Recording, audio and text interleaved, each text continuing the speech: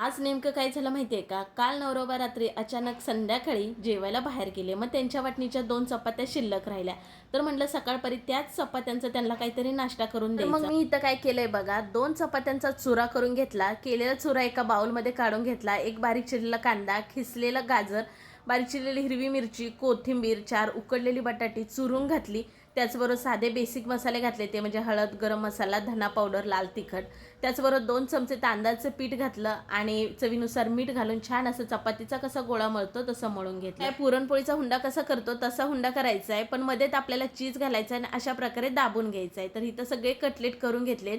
तांदळाच्या स्लरीमध्ये बुडवून ब्रेड क्रममध्ये घोळून गरम गरम तव्यावर 1 चमचभर तेल घालून केलेले कटलेट घालून दोन्ही बाजू छान शॅलो फ्राय करून घ्यायचे आहेत. बघा इथं शिळ्या चपातीपासून चीज चपाती कटलेट तयार झालेले आहे. नवरोबाला कळलं सुद्धा नाही की हा शिळ्या चपातीचा नाश्ता केलेला आहे म्हणून. चला तुम्ही सबस्क्राईब करून घ्या.